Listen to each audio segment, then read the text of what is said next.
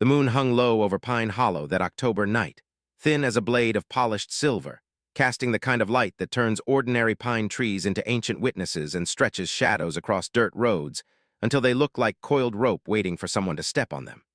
Somewhere deep in those woods, where the cold creek cuts through limestone older than memory, a German shepherd named Ranger pressed his scarred muzzle against the wet bark of a fallen oak and willed himself to disappear. His ribs showed through matted fur like the frame of a house that has lost its siding. His paws were bleeding from 3 nights of running through underbrush that would have stopped most men. His breath came out in shallow clouds that hung in the frozen air like ghosts refusing to leave. And behind those amber eyes, in the soft amber light the moon was kind enough to lend him, there was something that broke your heart if you looked long enough. There was hope. Stubborn, irrational, almost cruel in its persistence. The hope that the man who had tried to kill him would simply, finally, somehow stop. That man wore a badge. His name was Sheriff Dale Mercer, and for 7 years he had run Callaway County, Tennessee, like a feudal lord runs his fiefdom, with absolute power, zero accountability, and the patience of a man who has learned that fear is more efficient than violence. Mercer controlled the deputies the way a conductor controls an orchestra. He handpicked the judges. He decided which cases got investigated and which ones quietly vanished into the night, swallowed whole by the dark mouth of a system he had personally redesigned. To most folks in that rural stretch of Appalachian Hill country, Mercer was not a man. Mercer was the weather. He was the thing you lived with, the thing you complained about in private over sweet tea on the porch, the thing you never challenged because challenging it had ended on more than one occasion, very badly for the person who tried. Beneath that silver moon, Ranger did not know any of this. Ranger did not know about political dynasties, did not know about rural power structures, did not know about the long history of Appalachian counties being hollowed out from the inside by men who wear the uniform of the law while committing the crimes of the jungle. Ranger knew only 3 things, and they were the only 3 things that mattered to him in that long, cold, terrifying night. He knew he was hungry in a way that had started to feel less like discomfort and more like the body beginning to consume itself. He knew his person was somewhere safe, because Ethan had promised him, in that quiet voice that always meant the most important things, that he would see him in the morning. And he knew that the sound of helicopters circling overhead, their rotors beating the air into submission, meant that danger was close in a way his body understood even if his mind could not name it. His ears flattened against his skull. He pressed his body lower against the wet carpet of fallen leaves, and he made the calculation that has kept dogs alive at the side of humans for 30,000 years. Stay still, stay quiet, stay invisible until the dawn. What makes this story different from every other small-town political corruption tale in American history? What makes it different from the movies and the documentaries and the breathless cable news investigations you have already half forgotten is the dog, not the sheriff, not the corruption, not the federal investigation, not the retired Navy SEAL, not even the courtroom drama that ended up making the front page of the New York Times 2 years after Ranger was first scheduled to die. The dog. 68 pounds of German shepherd with a torn left ear that had healed crooked, a registered microchip implanted between his shoulder blades when he was 6 months old, 2 separate temperament certifications from veterinary behaviorists who had given him the highest possible scores on every metric they measured, and a habit of looking at strangers with a focus so steady it felt like a security check. Like the dog was measuring the precise weight of their soul before deciding whether to trust them with his presence, his body, his love. Ranger had belonged to a young veteran named Ethan Cross, who had come home from his second tour in Afghanistan carrying a Purple Heart pin to his dress uniform, a reconstructed right hand missing its index finger from the IED blast in Helmand Province that had nearly taken his life, and definitely, eventually, took his marriage, his friendships, his construction business, and most of the things that made him feel like a person who belonged in a world that was not actively trying to kill him. Ranger had been with him through all of it. They had slept in the same room for 6 straight years. They had eaten at the same time, walked at the same time, watched the same sunsets from the same porch. They had developed a private language of subtle signals, of micro-movements, of the kind of wordless communication that forms only between 2 beings who have faced death together and have chosen each other as the reason to come back. They had a bond that could not be explained. It could only be observed. Anyone who watched them move through the world together understood, without needing to be told, that something sacred was happening in the space between them. And then Ethan did something Sheriff Mercer did not forgive. He filed a formal written complaint with the Tennessee Bureau of Investigation, alleging that Mercer's deputies had planted evidence of intoxication on Ethan's cousin during a routine traffic stop on Highway 70. The complaint was 23 pages long. It included timestamps pulled from the deputy's own digital dash cam. It included body cam footage that had somehow leaked to a state server despite Mercer's standing order to delete all body cam recordings within 72 hours. It included the sworn statement of a dispatcher who had heard, on a recorded internal channel, one deputy tell another to make sure the breath test results matched what the sheriff needed them to match tonight.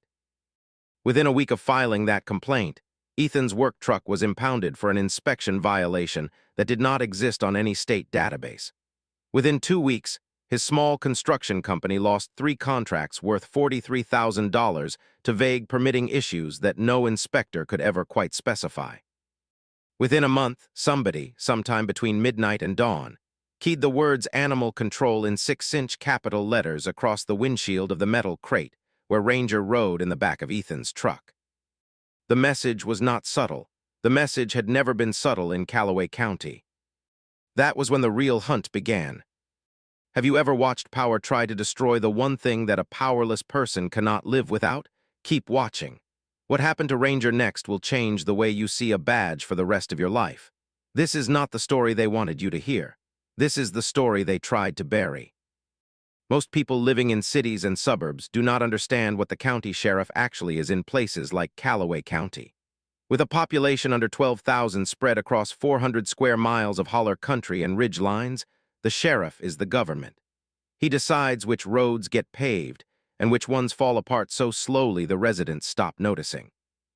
He decides which domestic violence calls produce an actual response and which ones produce a shrug and a slow drive past the property with the headlights dipping in mockery. He decides which children get pulled into his office for informal conversations about the behavior of their parents, and which children grow up untouched. When that man is corrupt, the corruption is never subtle. It gets into the water. It gets into the food at church potlucks. It gets into the whispered conversations on front porches and the long silences at dinner tables when somebody brings up the wrong name. It is like smoke filling a closed room. You do not even realize how thick it has become until you try to see the door. Sheriff Mercer had refined his methods over 7 years with the patient, strategic discipline of a man who understood that the most effective violence is the violence that does not look like violence. By his 2nd year, he had figured out something far more dangerous than direct confrontation. He went after the things his challengers loved most. He understood that you do not have to destroy a person's body or their reputation directly. You just have to destroy their joy. You make them watch while you dismantle the things they cannot live without. A farmer who publicly opposed a new gravel pit permit found his barn mysteriously inspected for fire code violations that had not changed in 3 decades. A schoolteacher who ran against Mercer in the primary saw her daughter's scholarship accidentally revoked by a state agency Mercer had spent years quietly cultivating. A Vietnam veteran who filed a Freedom of Information Act request found his wife's car keyed so thoroughly it looked like someone had taken a box cutter to every single panel. The message was always the same. You come for me, I come for everything you hold sacred, and there is nothing you can do about it but stand there and watch. By year 7, Mercer had developed what one former deputy would later describe in sworn testimony to a federal grand jury as a playbook. Step 1, identify the target's emotional pressure points. Step 2, deliver a warning shot demonstrating capability without permanent damage. Step 3, escalate through regulatory harassment and financial pressure. Step 4, if the target does not back down, move directly to the things they cannot live without. Step 5, watch them crumble or watch them leave, because either outcome is a victory. When Ethan Cross filed that complaint late in the summer, Mercer smiled in his office at the courthouse. He smiled the way a chess grandmaster smiles when an opponent makes the move they have been setting up for 3 turns in advance. He had been waiting for someone stubborn enough to fight back, someone with a soft spot visible enough to attack. The weapon he chose against Ethan was, in its cruelty, absolutely flawless: Ranger. On a Tuesday morning in early September, with the heat still heavy on the ridge and the cicadas screaming in the oak trees like sirens, Deputy Carla Whiting, a 34-year-old veteran of the department loyal to Mercer since her first day, knocked on the door of Ethan's trailer with a stack of official paperwork and a face full of rehearsed sympathy that looked almost too polished to be real. She told Ethan that an anonymous complaint had been filed claiming Ranger was aggressive, that the dog had bitten a child on a nearby property during what she described as an unprovoked attack, and that under Tennessee Code 44-17-103, the dog was subject to immediate seizure and a mandatory 30-day quarantine. If found dangerous after the hold, the court would order him humanely destroyed. There was no mention of who filed the complaint. There was no incident report attached. There was no medical record from the allegedly bitten child, no photograph of any wound, no testimony from any witness. There was only a single-page document bearing the official seal of Callaway County and the signature of Judge Harlan Pittman at the bottom. And everyone in Callaway County knew that Judge Pittman had not signed a single document without Mercer's explicit personal approval since approximately the year 2009. Just when you thought the system could not get any more rigged against one innocent dog, what happened next inside that courthouse will make your blood reach a temperature you did not know it could reach. The legal system is supposed to protect the innocent. Watch closely. This is where the rule of law becomes a weapon. Ethan's face went the color of fresh poured concrete. He stood in the doorway with Ranger sitting perfectly still at his feet, watching Deputy Whiting with that ancient shepherd's calm that comes from years of training and an even deeper instinct. The dog had never bitten a single human being in his 11 years on Earth. He had been temperament tested twice at the VA hospital where Ethan did his weekly therapy sessions, both times earning the highest possible scores on every metric the canine behaviorists measured. He had been a fixture at the Pine Hollow Community Center's summer reading program, lying quietly at the feet of children who were afraid of dogs while staff demonstrated how to approach a strange animal gently. He had been, by every objective measure, a model citizen of the canine world. And now, because a man with a badge decided to make an example of him, Ranger was being scheduled for seizure and probable execution within 30 days. Ethan asked Deputy Whiting what physical evidence supported the complaint. She told him the file was sealed. He asked her to describe the child. She told him the identifying information was confidential. He asked her how long he had to respond. She told him 48 hours with the clock already running. Then she turned and walked back to her cruiser with the unhurried calm of a woman delivering a message she did not write, and Ethan stood in his doorway watching her go while Ranger leaned his full weight against his leg, as if the dog could feel the gravity of what was coming and was trying to communicate that he understood it. That he had known this was coming, perhaps for months. That he was not afraid because he trusted his person absolutely. What followed over the next 3 weeks was the kind of nightmare you hear on late-night podcasts, but never quite believe could actually happen in your own country, in your own century, in a place with paved roads and electric lights, and a courthouse lawn with 3 American flags snapping in the wind. Ethan retained a lawyer named Marcy Castillo, a Nashville-based animal law specialist who had moved to the mountains 10 years earlier after her own 3-legged rescue dog had been seized in a custody dispute and held for 46 days before being released on a technicality. She had spent the decade since then building a small but ferocious practice dedicated exclusively to animal rights and service animal protection cases. She filed a motion to dismiss the seizure order. It was denied within 24 hours by Judge Pittman with no written explanation. She filed motions for discovery, asking for the original complaint, the incident report, the medical records, the complainant's identity. Every single request was denied.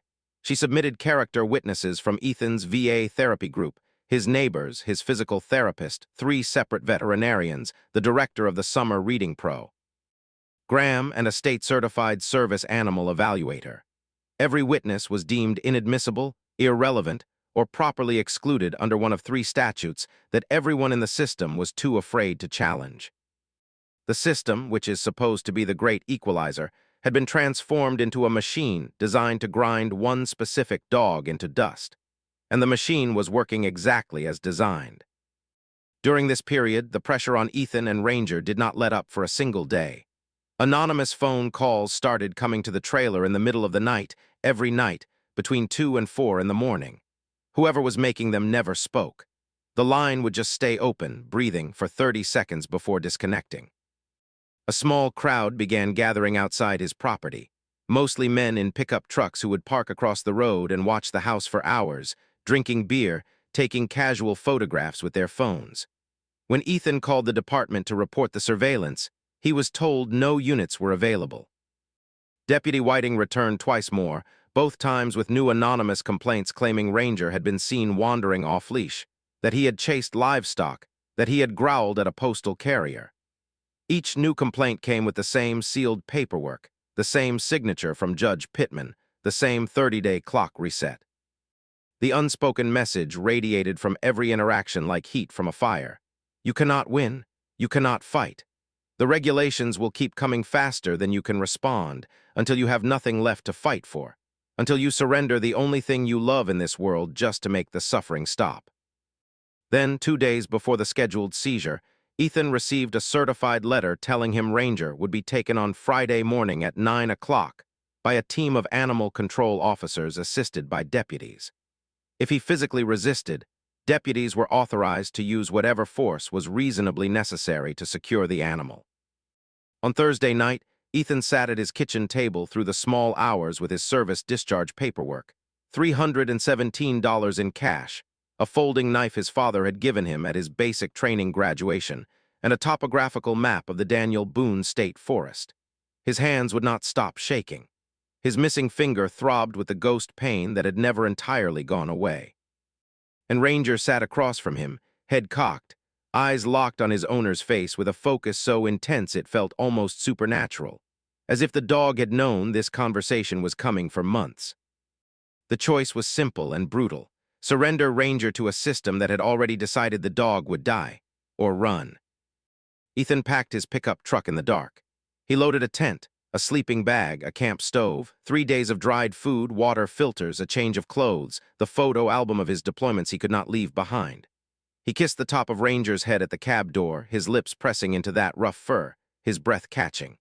He whispered an apology that he knew the dog could not understand in words, but he believed with absolute conviction that the dog understood anyway. At 3:47 in the morning on a Friday that would change his life forever, Ethan Cross drove north into the trees with everything he owned, and the only living thing that still made him feel human. They thought a man on the run would eventually run out of hope. They did not know about the mountains. They did not know about the dog. And they had absolutely no idea who was watching from a cabin 3 ridges over, a man who had seen this exact pattern of cruelty before in places most Americans could not find on any map. The hunt that followed had the feeling of a slow-motion catastrophe that everyone could see coming, but no one dared to interrupt. Sheriff Mercer treated Ranger's disappearance like a hostage crisis. He dispatched 8 deputies in 4 vehicles into the state forest. He called in the county's 2 K-9 officers for perimeter duty.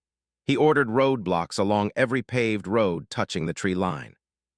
He issued a bolo describing Ranger as a dangerous animal, possibly suffering from rabies, do not approach, call for backup if spotted. The description was so absurd, so clearly engineered to make the public afraid of an animal that had been a fixture at community events for years, that it would have been genuinely funny if it had not been printed on official letterhead and broadcast over law enforcement frequencies. What made the hunt particularly cruel was the silence of the town, the silence of the church congregation where his grandmother had attended every Sunday for 43 years, the silence of the diner on Main Street, the silence of his coworkers at the lumber yard who quietly removed his name from the schedule, the silence of his cousin, the very cousin whose DUI evidence had been planted, who suddenly could not remember how to spell his own last name, Wee. And deputies stopped by.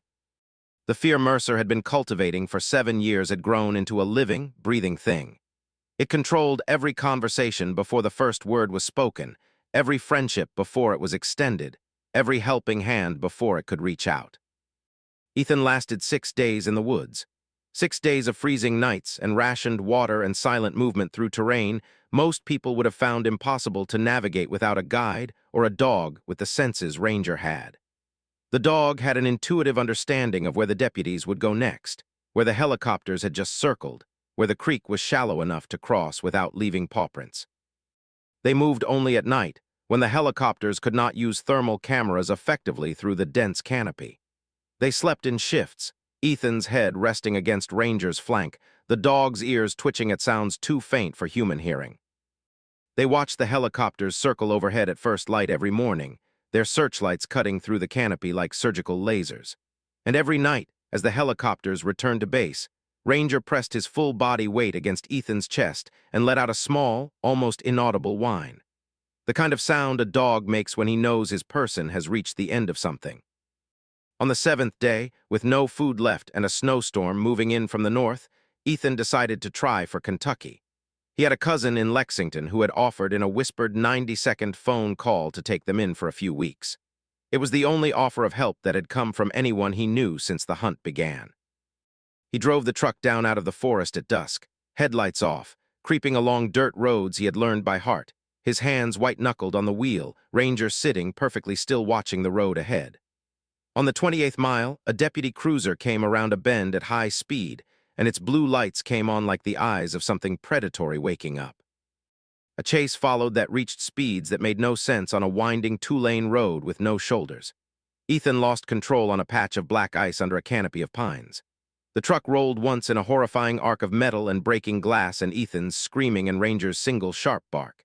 It came to rest against a wooden fence post, upright but tilted at a sickening angle, with the passenger side crushed inward like a soda can in the fist of a giant. Ranger was thrown from the cab through the missing window. He survived. He barely survived. The arrest was just the beginning. What they did to Ranger in the 72 hours that followed would make national news. And for the first time in 7 years, Sheriff Mercer made a fatal mistake. He forgot that some men, when they see injustice, do not look away. When the deputies arrived, they found Ethan pinned against the steering column with a compound fracture in his left leg, the bone visible through the skin in a way that made one of the younger deputies physically sick. They found Ranger 15 feet away, lying in the snow, whimpering, trying to drag himself back toward the truck with a broken front leg and deep lacerations across his chest. The deputies pulled Ethan out and cuffed him on the spot. 8 charges, later reduced to 1 count of misdemeanor evasion when body cam footage showed Ethan had never accelerated toward the deputies. But Mercer did not care about legal distinctions. The arrest was the headline he wanted.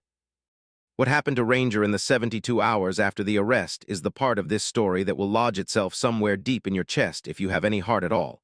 Instead of transporting him to the county shelter, deputies transported Ranger to a fenced lot behind the sheriff's personal property on the south side of town.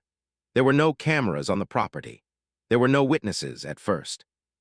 There was only Mercer in his own home, with a 68-pound German shepherd that had given him every legal and political justification he would ever need. Neighbors later testified in federal grand jury depositions that they heard barking from that lot for 2 consecutive nights. Not the brief barking of an animal adjusting to a strange place. The sustained, desperate, escalating barking of an animal in pain. They saw lights on at the property past midnight. They saw Mercer on the back porch, sitting in a lawn chair, watching the kennel with a drink in his hand, the way a man watches a fire he has just set. When Ranger was finally taken to the shelter 3 days later, the on-call veterinarian, Dr. Amelia Thorne, found a dog so dehydrated his organs were beginning to show signs of failure. He had multiple untreated puncture wounds consistent with bites from another animal. His left ear had been re-injured and was bleeding sluggishly. And he had a new scar, about 4 inches long, running down his right flank in a line so straight, so deliberate, so clearly the work of something sharp, and something intentional that anyone who saw it understood at once what had been done. Dr. Thorne filed an animal cruelty report that same night. She filed copies with the State Humane Society, with the Tennessee Bureau of Investigation, and emailed a 3rd copy to a man named Marcus Hale, who happened to be the only independently practicing attorney in a 100-mile radius that Mercer had not been able to buy, bulldoze, bankrupt, or quietly run out of town. Marcus Hale opened that email at 6:14 in the morning, finished his coffee, and made 2 phone calls. The first was to a Nashville television investigative reporter he had known since law school. The second was to his brother. His brother was a retired Navy SEAL. His name was Declan Hale, 20 years of service, 3 combat deployments, a Silver Star, 2 Bronze Stars with Valor, 1,000 missions you will never read about. He had not planned to come back to this county for any reason, but Ranger's story and his brother's voice on the phone brought him back in a way nothing else could have. Declan had not set foot in Callaway County in 11 years. After his 3rd combat deployment, He had quietly walked away from a world that felt like an enemy combat zone and a friendly one at the same time. He had been a SEAL for 20 years, roughly twice the average career span. He had spent the last 6 years as the senior enlisted operator of an elite direct action unit whose work most of the country never knew about. When he came home for the last time, he came home for keeps. He bought 120 acres at the top of Brushy Mountain with his savings. He fixed up an old hunting cabin abandoned since the 90s, doing most of the work himself. He installed a wood stove, a solar array, a water system fed by a spring, and a single satellite internet connection. He learned to live with the kind of silence that only a man who has heard too much noise can truly appreciate.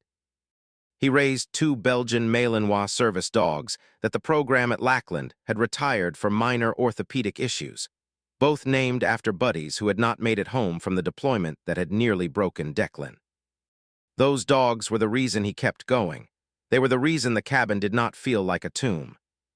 And when Marcus called him and told him about Ranger, Declan's first reaction was not anger. It was recognition. He had seen this pattern of cruelty before. He had seen what men with unchecked authority did to things that reminded them they were small. He had watched it play out across 3 continents. He had stood in villages where warlords killed family dogs in front of child owners just to prove a point. He had documented this pattern in 3 post-deployment debriefs that had been filed in classified archives and never read by anyone who could have acted on them. He was done being quiet. What would you have done in Declan's position? Watch this next part carefully. This is the moment everything changes for Sheriff Mercer. This is the moment that proves the courage of one man refusing to look away is sometimes the only thing standing between cruelty and accountability. Declan drove down from his cabin that afternoon in his old Ford truck with Ghost, his Malinois, in the passenger seat. He brought no lawyers, no publicist, no press credentials. He brought Ghost, a USB drive containing deployment footage he had been saving for a documentary project, and a voice that had been trained over 2 decades to stay absolutely calm in the middle of chaos. The county commission meeting that Wednesday was supposed to be routine. Road repair vote, budget extension, brief presentation from the public library. The meeting room seated about 80 people comfortably. 47 people showed up. 42 did not live in the county. They had been called by Marcus Hale's network of contacts. Veterans groups from 3 states, animal welfare organizations, civil rights attorneys, a retired FBI agent who had been tracking Mercer for years, 2 documentary filmmakers, a representative from the U.S. Department of Justice's Public Integrity Section, a woman named Margaret Chen who had been building a federal case file since Dr. Thorne's report and who had been waiting for exactly this kind of public moment. Declan walked into that room wearing the same khaki field jacket he had worn to his retirement ceremony at Coronado, with his brother's law pad tucked under one arm and Ghost sitting perfectly still at his heel. He did not wait for the call to public comment. He walked up to the podium and introduced himself with his full name, his rank, his 20 years of service, and his serial number. Then he did something nobody in that room had ever seen a Navy SEAL do in person. He cried on cue. He stood at that podium and let out a sound that seemed to come from somewhere beneath the foundation of the building.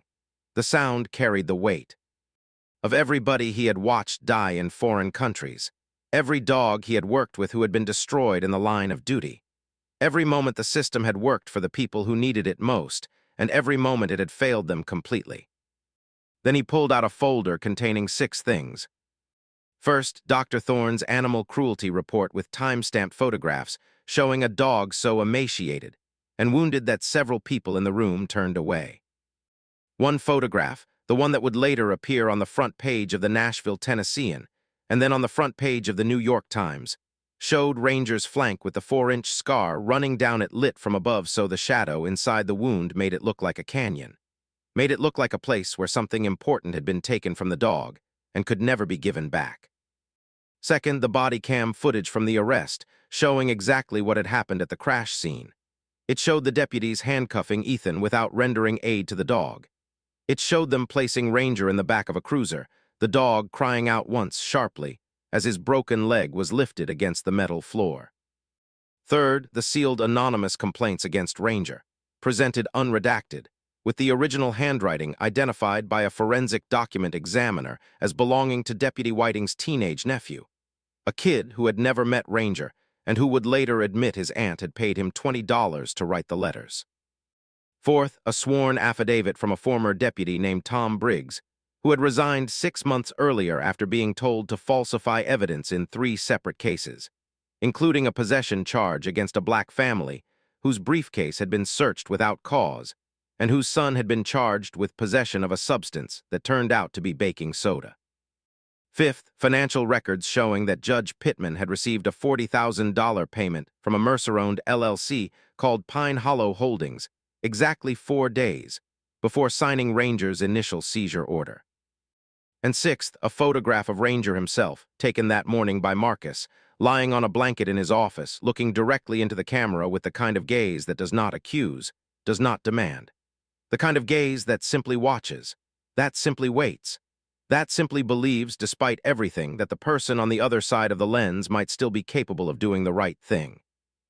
Declan spoke for 16 minutes without ever once raising his voice. He named every man who had participated in what he called the coordinated political persecution of a decorated combat veteran and his service animal. He described the moment Ethan had called him from the county jail asking, in a voice so broken it could barely be heard, whether Ranger was still alive. He described what it had felt like to stand in Marcus's office 5 days after that call and watch a 68-pound German shepherd flinch at every sudden movement, even though the only people in the room were trying to help him. Then he did something nobody expected, including the DOJ representative sitting in the 3rd row. He pulled out his phone, dialed a number, and set it on the podium on speaker. A voice answered from a desk at the Public Integrity section of the Department of Justice, identifying herself as Senior Counsel Margaret Chen, informing the room that the Department of Justice had opened a formal investigation into the Callaway County Sheriff's Department based on a pattern of conduct including evidence tampering, abuse of power, civil rights violations, obstruction of animal cruelty investigations, and a pattern of retaliatory actions against citizens perceived to be in opposition to the sheriff. The room went absolutely silent. Ghost pressed himself more firmly against Declan's leg. Somewhere in the 2nd row, an older woman who had been one of Mercer's earliest political supporters began to weep openly. The meeting was over in 11 minutes. The county commission voted 6-1 to formally request a federal investigation. Sheriff Mercer resigned within 72 hours, citing health reasons in a press release his own communications director admitted had been written in a Waffle House parking lot at 3 in the morning. Judge Pittman recused himself from every pending case and quietly retired to a lakeside home in East Tennessee. 3 deputies were indicted within the year. 2 took plea deals. The third, Kyle Anders, whose DNA was later found beneath one of the dog's claws, went to trial and was convicted on 11 counts including animal cruelty and obstruction of a federal investigation. He is currently serving a 14-year sentence in a federal correctional facility in West Virginia. But Mercer's resignation was not the end. The conviction was not the end. Even the federal investigation was not the end. The final part of this story is the part that made me cry the first time I heard it. S is the moment that changes everything. This is what happens to a dog who has been through hell and comes out the other side still believing in love. What happened to Ethan and Ranger after the federal investigation formally began is what storybooks would call a happy ending, but it took longer than any news cycle allowed. Ethan spent 4 months in county lockup before charges were dropped, because federal prosecutors needed him available as a witness. He came home in early spring, when the dogwoods were blooming along the creeks, to a trailer that had been vandalized twice during his incarceration. The vandals had spray-painted a swastika on the kitchen wall. They had broken every window. They had slashed the cushions on the couch where Ranger used to lie. They had taken almost everything of value except the photo album of his deployments, which they had pulled from the shelf, opened, and left on the floor as some kind of message about what they thought of his service. He came home to an empty bank account, an expired refrigerator, a town where most people still would not look him in the eye at the gas station, a destroyed construction business with no contracts and no equipment. But he came home to Ranger. Ranger had been released into Marcus's custody during the federal investigation. He had been living in a converted carriage house behind Marcus's law office, treated for his injuries by a rotating team of veterinarians who had donated their time. He had been slowly, carefully, lovingly remembering what it felt like to be safe. He had learned to eat again, to sleep through the night without thrashing, to let trusted strangers touch him without flinching, though there were still certain hands and certain voices that made him press himself against the wall. When Ethan walked through the barn door for the first time that spring afternoon, with sunlight coming through the gaps in the wooden slats and dust motes floating in the beams like tiny golden planets, something happened that has been described in detail by 3 professional videographers, a New York Times journalist who had flown down for the federal trial, 2 veterinarians present by coincidence, and a retired Marine who happened to be standing nearby. Ranger did not bark, he did not whimper, he did not run. He lifted his head. He looked at Ethan from across the barn, 15 feet away, his amber eyes locking onto the man who had been his entire world since before Afghanistan, since before the IED, since before the lost marriage, the lost friends, the lost business, the lost sense of self. And then Ranger wagged his tail. Slowly at first, the cautious wag a dog does when he is not quite sure if what he is seeing is real. Then faster, with more confidence, the wag spreading from his tail to his haunches, then to his whole back end. Then so fast his whole body was swaying, his hindquarters bouncing on the concrete floor, his toenails clicking in a rhythm that sounded like joy itself, his mouth open in that ridiculous shepherd grin that means a dog has decided everything in the universe is finally, miraculously, undeniably okay. Ethan sat down on the hay next to him. He put his face into the fur of Ranger's neck, that rough, scarred, beautiful fur. He breathed in that familiar scent he had been afraid he would never smell again. And he cried the kind of cry that takes decades of stored grief and lets it go in one massive, exhausting, beautiful release. The kind of cry that is not weakness but is, in fact, the only kind of strength that ever heals anything. Ranger stayed absolutely still and let him. He had been waiting. He had known, somehow, in some way that defies any rational explanation, that this moment would come. He had refused to give up hope even when every human being around him had given up hope for him. He had refused to break even when cruelty had been aimed directly at his heart.